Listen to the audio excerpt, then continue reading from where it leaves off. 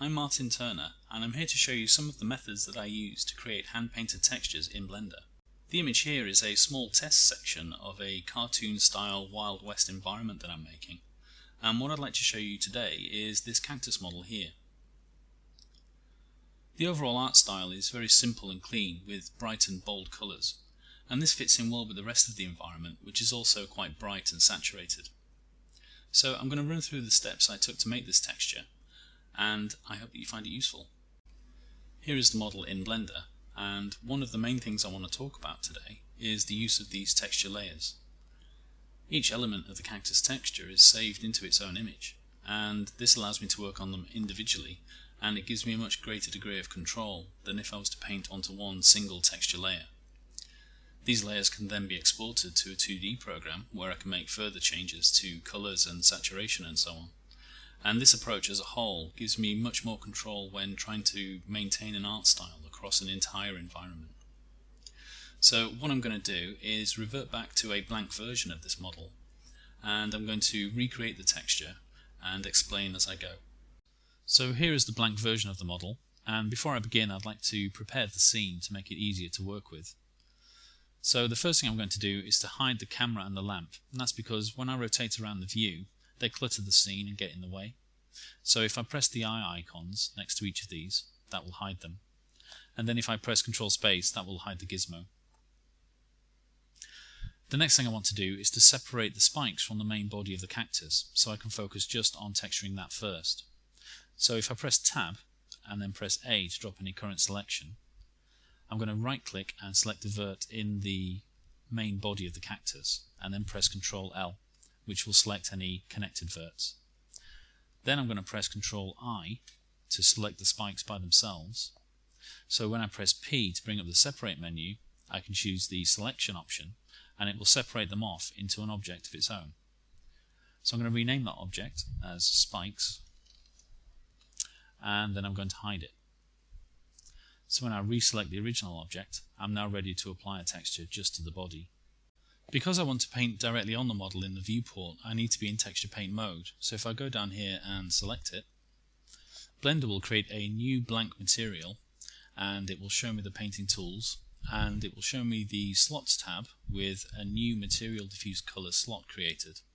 So if I like, I can go ahead and paint on the model, but it's painting directly onto the black background color, and I don't want that. I want all of my textures elements to be kept in separate images.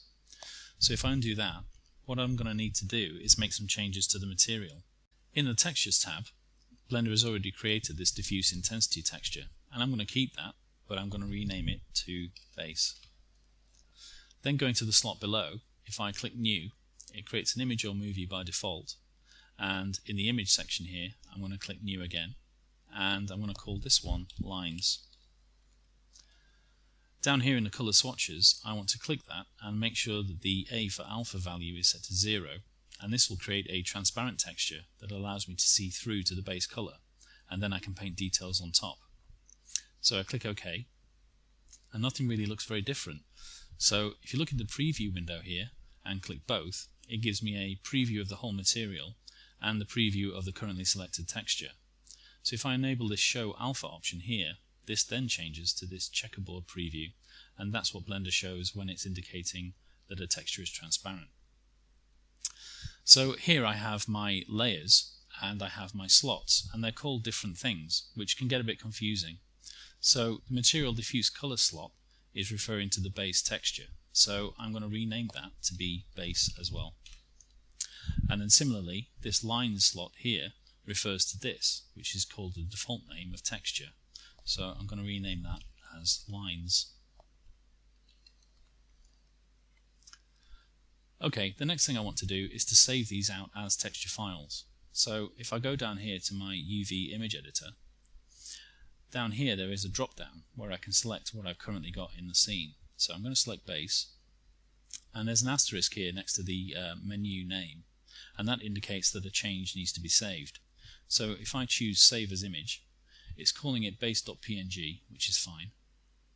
And then if I go back to the drop down and select Lines, and then repeat the process for that one, save as image, it's calling it lined PNG, that's fine.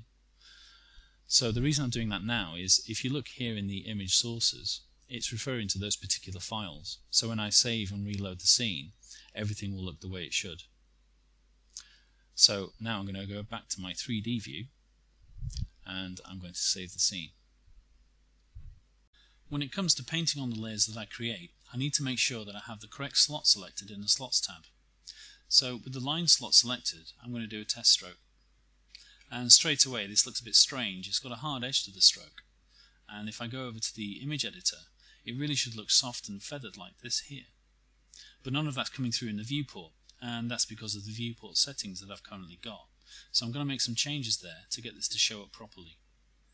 The first thing I'm going to do is come down here to the viewport shading menu and choose material. But now the object is being lit and shaded by the lamp in the scene, and I don't want that. I don't want any viewport shading to be visible at all. I only want to see what the texture is doing. So to fix that, I can come over here to the Material tab, and down here there's an option called Shadeless. So when I enable that, all of the viewport shading disappears, and also this soft edge appears on the stroke that I made. Finally, if I press N to bring up the shading menu, I can go over here and make sure that GLSL is selected, and then press N to get rid of the menu. So from now on, the texture should display properly in the viewport. So I'm going to undo that stroke, and then I'm going to save those settings by saving the scene. Okay, so now that I have my material set up and it's properly viewable in the viewport, the next thing I want to do is actually apply colours to it. And the first thing I want to do is create a general base colour for the whole texture. So I'm going to go and select my base slot and then move to the Tools tab. And up here in the brush area, I can click the icon and I'm going to choose the fill brush. By default this is set to 0.5 strength, so I'm going to increase this all the way to 1. And then I'm going to choose a base colour. And as I mentioned at the beginning, I'm creating fairly bright and cartoony assets, so most of my colour choices will be also quite bright and saturated. So something like that, I think, maybe a little bit darker. Okay, so now if I click the object, it fills the object in. But as you can see when I rotate the object around, it's only filled in the part of the object that it can see from this angle. So to get Blender to fill it all in regardless, I need to change some options. So if I undo this and then move to the Options tab, there are 3 options here called Occlude, Cull and Normal. So if I turn those off, that tells Blender to disregard any angle of view when I perform the fill stroke and just fill the whole thing in. So if I click again, you can see that it's filled it in. However, as you can see here, and as quite often happens with the fill brush, it quite often leaves behind artifacts and areas that it hasn't managed to fill in. And the simplest way to get past these is to simply click it again, and it should fill in any remaining dark spots. Before I go ahead and add any more details, I want to save this base image out as a texture. So I'm going to move to my image editor, and I've got base selected here, and you can see it against the UV islands here as well. So I'm going to go Image and Save Image. Then I'm going to go back to my 3D view, and I'm going to save the scene. Okay, so the next step is to apply details to my lines layer. So to paint on the lines layer, I need to go to the Slots tab and select it. And then I need to move to the Tools tab. And here from the fill, I've got this shade of green, which is my base colour. And I'd like to save this. So I'm going to put it into a palette. So if you look down here, there's this palette icon, and next to it a new button. So if I click New, that creates a new palette here, and gives me this plus and minus button here. So when I click plus, it takes this colour and adds it to the palette, and this gets saved in the blend file, so I know that I can come back to it later on to reuse. So I'm going to change back to a normal brush, and you can see when I change to a new brush it defaults to a white colour. So if I want to use that colour green, I can just click the swatch and I'm back. So what I want to do here is select a darker shade of green to be the dark lines moving down the length of the cactus. So beginning with my base colour as a base, I'm going to simply make it a little bit darker and maybe make it a little more saturated, something like that. So just for a test stroke, I'm going to paint here. So if you look at the strength that I've got, it's set to 0.7, and that's okay, but it's not quite as contrasty as I'd like it to be. So I'm going to put the strength up to 1 and see what that looks like. That's more along the lines of what I want. But if I zoom in here, the quality of the stroke is a bit poor. It's quite soft and fuzzy at the edges, and it's not very well defined. If I go back to the other version of Blender I have open, if you look at these lines here, they're quite hard-edged and quite dynamic lines. So I want to emulate that in this new texture. And the first thing to do is to harden up the edges here. So I'm going to undo that stroke. And then in the brush area here, I'm going to go down to the curve section. And I'm going to select this curve, which is much more rounded. So if I do another stroke, you can see the edge of this is much more well defined and cleaner. So that's okay. But again, looking at the other model in the other blender, I want there to be a tapering effect where it starts off narrow at the top and gets thicker as I get towards the bottom of the model. So in order to do that, I can go to the radius setting here and enable this setting, which is the enable tablet pressure for size. So if I tick that on, and I'm just going to undo this stroke, as I apply pressure, the stroke becomes wider. So okay, that's fine, but you see the quality of this stroke is very loose and wobbly and just not very good. So what I want to do is to stabilize this stroke, and I can do that by going to the stroke section of the brush here and making sure I have this option for smooth stroke enabled. And what that will do is, if you look where I click, it creates a line that follows my mouse cursor here, and it's kind of like a dragging effect. So as I draw down, it creates a much smoother stroke. So you end up with a much more pleasing line going down the length of the object here. And I'm fairly happy with that, and the width is about right as well. So I'm going to go ahead and start applying these lines to the whole object. One important point to mention before I continue though is when I draw this stroke here,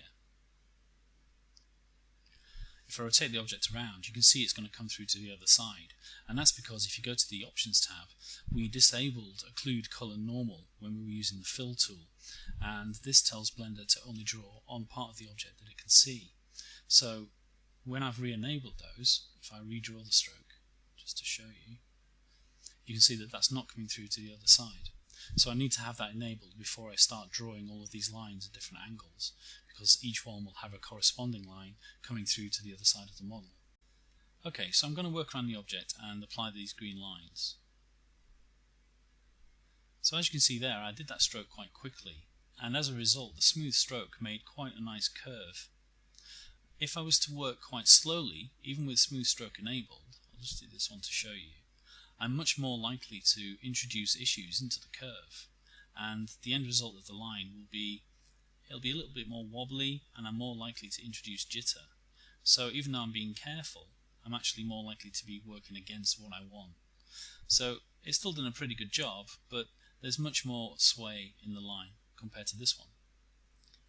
So if I undo that, and then I'm going to do the rest of the lines fairly quickly. And as I go around, I'm varying the position I start the stroke from, and I'm also going to vary the pressure I add to make it wider and in some cases darker or lighter. This will create variation and make the texture look a bit more natural and organic. Okay, so as you can see here with this final line, one of the problems that can come up sometimes when using shadeless materials is that it's sometimes difficult to read what's going on with the surface of the object. So from this particular view that I drew the stroke from, it looks fine.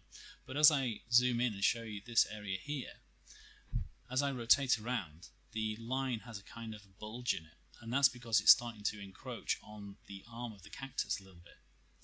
So to help you visualize these situations and get around them, one thing you can do is tab out of texture paint mode into edit mode and then press A to select everything, and then when you tab back into texture paint mode, you can enable this option here, which is the face selection masking.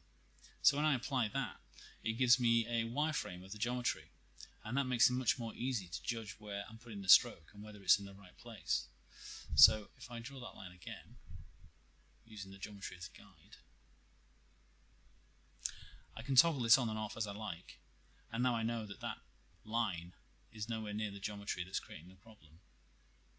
So looking around the object, I'm happy with the green lines I have on the trunk of the cactus. So now I want to apply similar lines to the arm, and the difference here is that they're going to taper out towards the end of the stroke as well as at the beginning. So I'm going to give it a go.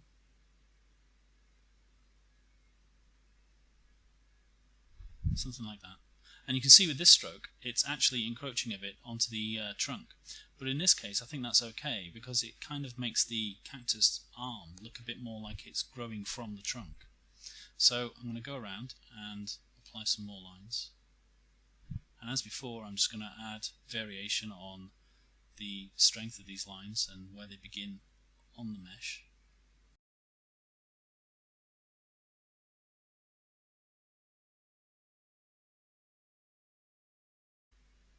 And you see here I've got another kind of projection problem where it looks okay at that angle, but when I rotate around it looks the wrong shape. So you need to be aware of these sorts of situations and try and rotate your view accordingly.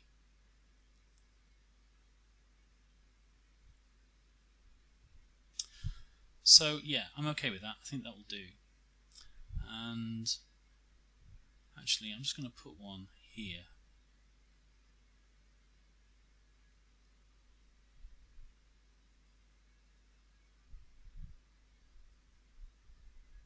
Okay, yeah, I think I'm okay with these green lines now. So the next thing I want to do is to save the lines texture. So I'm going to go to my UV image editor, and I have the lines texture selected here, and I'm just going to do image, save image. So going back to my 3D view, I can continue. Right, so the next step is to add some highlights. And looking back at the earlier version of the cactus, these highlights here follow the dark green lines quite closely and cleanly. And if I wanted to, I could paint these by hand using the smooth stroke. But it would be quite laborious to get them just the way I want them. It'd be much easier to use a stencil. So I'm going to use the stencil based on the lines layer that I've just created. And to get a usable image, I'm going to make some changes to it in Photoshop. So in Photoshop, I'm going to load up my lines PNG, and it's against a transparent background, but I want the background to be black to be usable as a stencil. So I'm going to create a new layer underneath and fill it with black.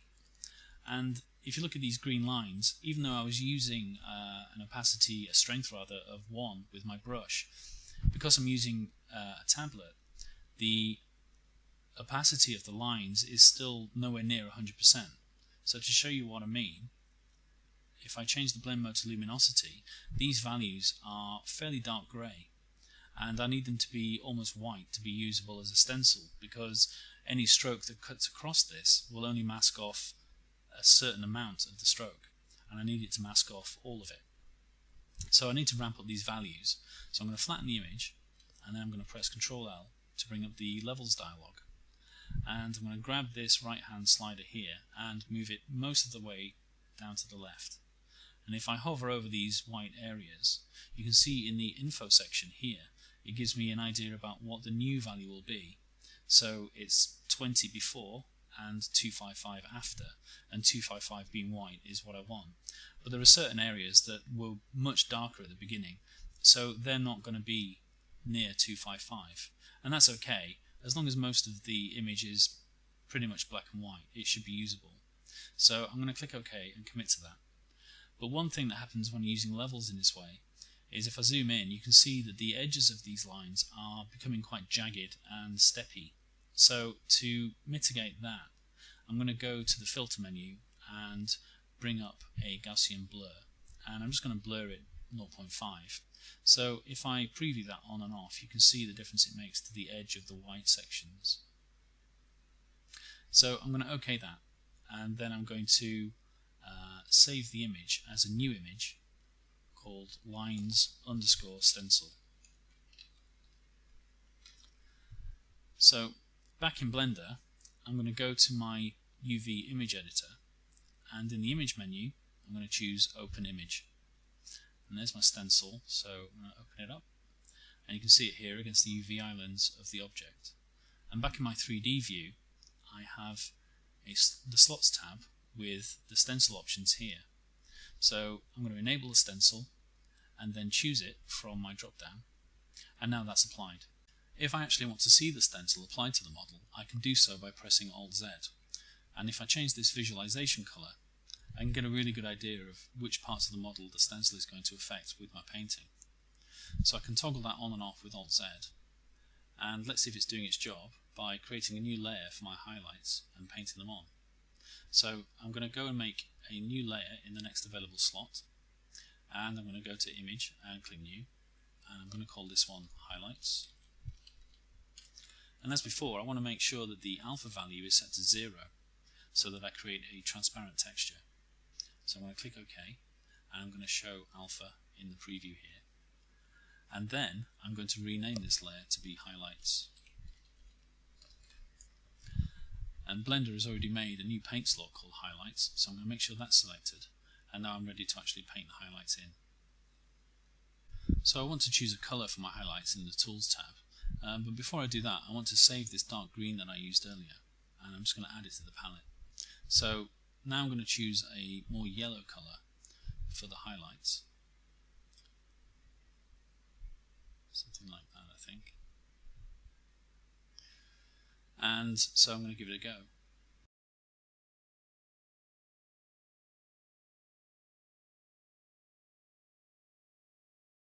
So the stencil seems to be doing its job. It's keeping the highlights away from the dark green lines, and the line where they meet is quite smooth. But one of the things I am noticing is that on the other side of the highlight I'm getting this kind of artifacting effect, and this seems to happen sometimes when overlaying different textures in the viewport. But to satisfy myself that it's only a viewport issue, I can go down here to the viewport shading menu and choose rendered. So as you can see here, the edge of the highlight is nice and smooth and there's no artifacting. So now that I've done that, I can go back to the material option and I can continue. But another issue, which I need to be careful of when applying these strokes, is that I don't want to paint beyond the other side of the part of the stencil that covers this green line. So bearing that in mind, I'm going to now go and apply these highlights.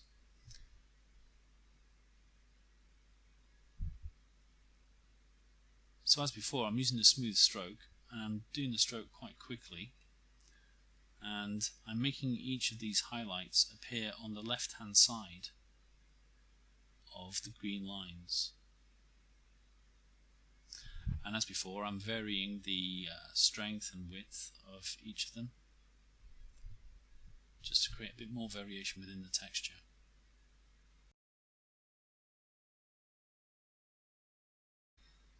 Okay, so there are the highlights for the main trunk of the cactus, and now I'm going to do the same with the arm.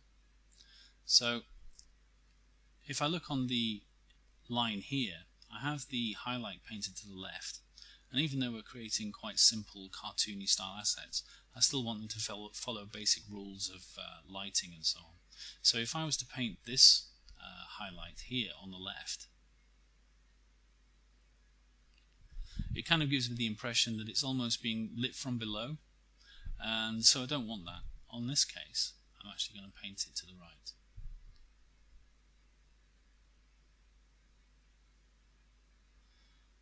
And also here, because these lines are fainter on the stencil, you can see that the highlight is kind of showing through a little bit through the stencil. So I don't want that.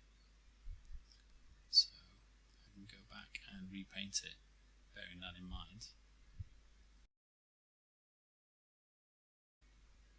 And again, this line's quite faint, so I'm having the same issue.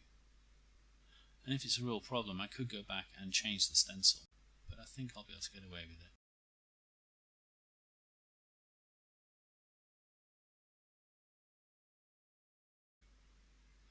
And that's okay. If I want to double check it, I can do the rendered option again, and I think that's fine.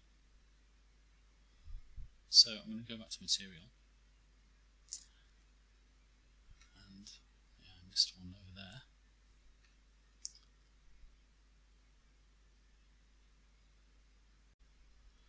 Okay, so there are the highlights, And now I just need to go and save that highlights texture by going to the UV image editor, and it's the currently selected texture, so I can do image, save as image, and it's called highlights already, and I'll click save. And then going back to 3D view, I'm quite happy with the result, so it's time to move on to add some more detail to the base colour. Looking back at the earlier version of the model, there is an extra layer on top of the base colour called gradient, which has a very faint bluish gradient just at the base there. And I want to emulate that in my new texture. So I'm going to go back to my current work and create a new texture slot for it. So I'm going to go to the next available slot and click new, and then in the image section I'm going to call this one gradient. And as before, I want to make sure that this alpha value is set to 0, and then I'm going to rename that layer to be gradient. And in this case, after I show alpha, I want to have this below the lines and highlights layer and just sitting on top of the base layer. So I'm going to move it up so that it's just there, and then over here in the slots tab, it's now created this slot for me called gradient. I'm going to create the gradient using the fill brush. So in the Tools tab, before I move to the fill brush, I want to save my highlight colour into my palette. So I'm going to do that, and then switch to fill. And down here there's an option called use gradient, so I'll turn that on, and it gives me a default black and white gradient. So I'm going to begin by choosing my blue colour, something like that I think. And I'd like to save that to the palette as well. But when I click plus here, instead of giving me my blue, it actually gives me a default duplicate of the first colour swatch. So what I can do there is click and drag the blue colour over to the palette. So now when I click onto this white swatch, I can just click my palette and it gives me the blue across the entire gradient. Then I'm going to click into this swatch again and turn this value down to 0 for alpha. So now it's going to fade from this blue to a transparency. Before I apply it though, I want to go and quickly save the image I just made. So I'm going to go to the UV image editor and then do image, save as image. And now I'm ready to apply the gradient. As before, when using the fill brush, I want to make sure that Blender fills in the whole object and not just the part that it can see. So I'm going to go over here to my options tab, and I'm going to disable these options for occlude color normal. Then I'm going to press 1 on my keypad, which will put me into the front ortho view, and this will ensure I've got a good square angle of view to apply the gradient from. So as a test, I'm going to click and drag, and the cursor has this line trailing behind it which shows the angle and length of the gradient, and I'm just going to put that there and see what it looks like. So straight away that's way too strong and it's not what I want at all, and it also looks like the stencil is still doing its job. So I'm going to undo that and then go to my slots tab and I'm going to deactivate the stencil, and then in the tools I'm going to reduce the strength of this brush to about, let's say, 0.3. Okay, I'm going to try that again,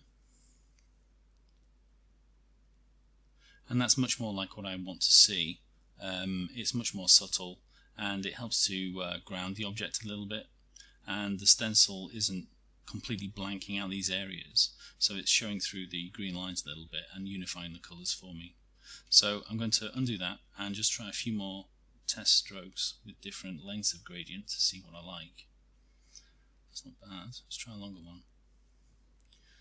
Yeah, that's maybe a bit strong.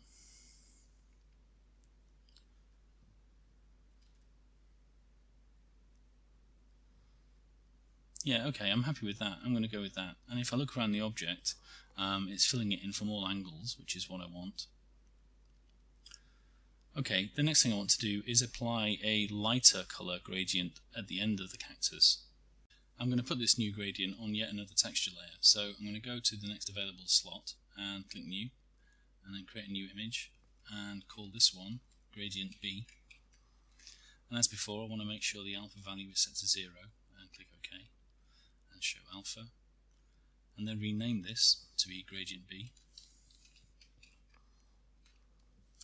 And then Blender will have made a new slot for it, but it's at the bottom of the stack. So I also want this to be below the lines and highlights layer, so I'm going to move it up, and you can see the slot gets moved up as well. So I'm going to select it, and I'm going to apply it using another gradient, but instead of this blue I'm going to start off with my highlight colour and work from there. So I'm going to brighten this up a little bit, actually quite a bit, and I want to save this into my palette, so I'm going to click plus and then click and drag it to the palette. So now when I click on the blue, I can click this and it will apply it there. Okay, so back in my ortho view, I'm going to give that a try and see how it looks. So I don't know if that even comes through on the video, it's so faint. It's brightened it very slightly, but it's not what I want at all. So I'm going to ramp up the strength to 1, and I'm going to try it again. Okay, that's more kind of the coverage I want to see, but I don't think the colour really works. It just doesn't work for me. And even though this colour is quite bright, it's not really having the kind of effect that I like. So what I can do, I can experiment with different colours and try this out in different ways. But one thing to try first is to go down here to the blend mode of the texture. And by default it's set to mix. And if I change that to screen, you can see here it brightens it up quite a bit. And if anything, it's a bit too strong now. But the blend mode really helps to bring out colours very strongly, and the screen has a very brightening effect on the colours on its layer. So I'm going to undo that stroke and I'm going to try it again with a strength of around 0.5.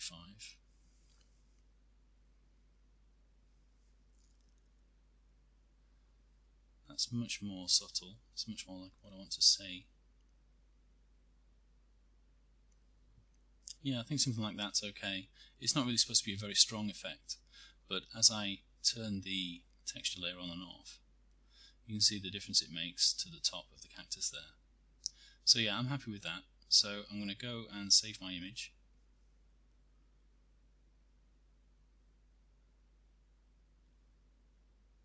And I'm also going to save the changes to the gradient as well.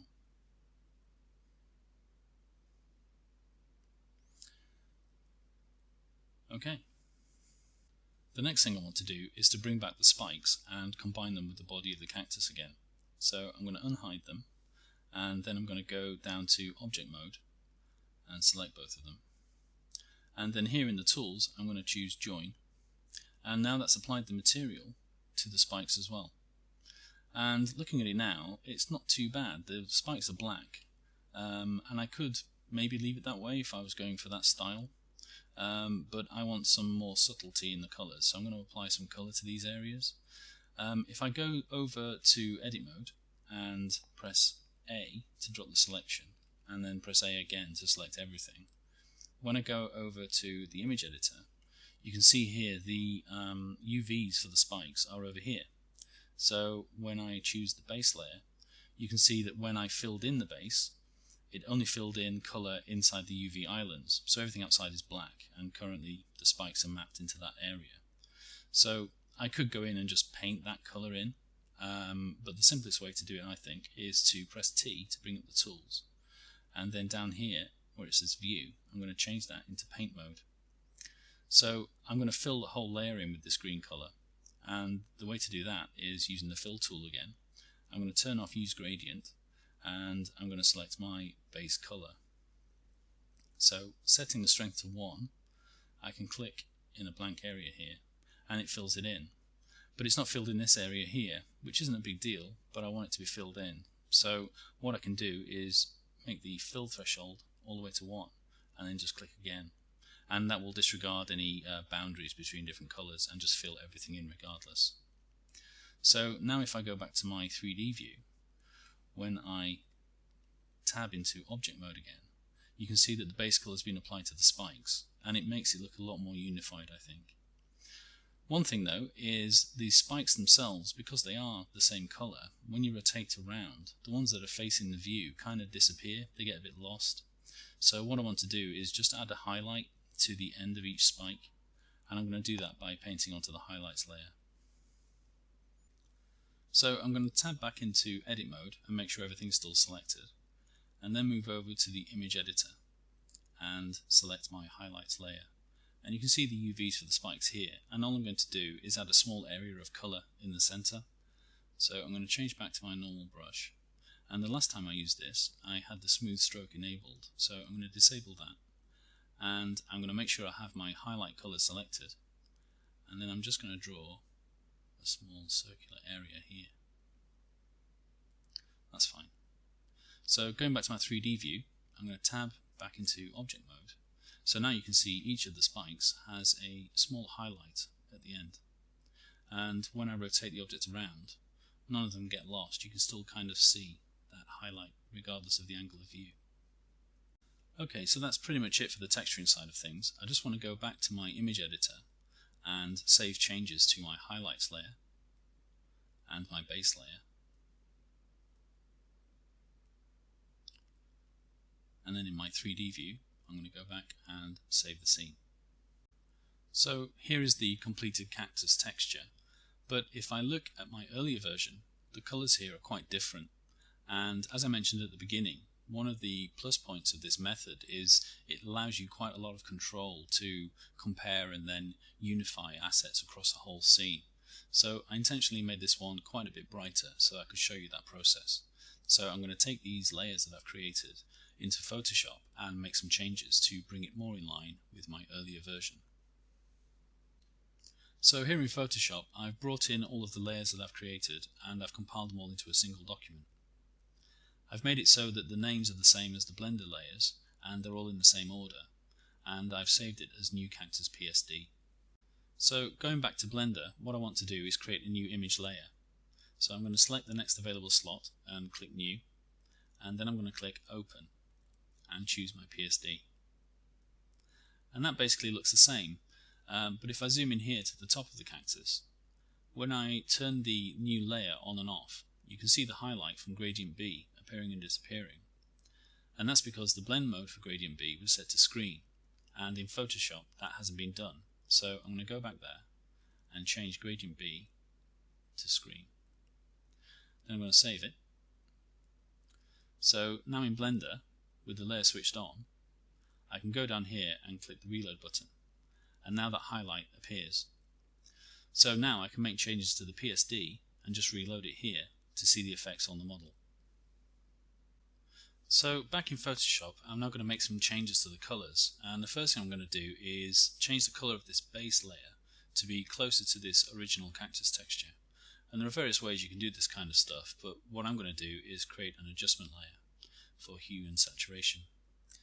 And I'm going to change the hue a little bit and change the saturation and then drop the lightness as well. And I'm not going for something that's an exact match, but something that's a bit closer. Something like that maybe. Okay, now I can just save my PSD, and back in Blender I can click the reload button and the changes come through. So I can continue doing this kind of stuff. I'm going to go to my lines layer and I'm going to set that to multiply, and that makes it much darker. I'm bringing up my original Blender model. That's a bit closer to what I've got going on there, but I'm going to fade it off just a little bit, something like that, and then save it and reload it here. So as you can see, it's much easier to work this way because I can make pretty big changes to the whole texture without very much effort. So hopefully you found this useful, and hope to speak to you again.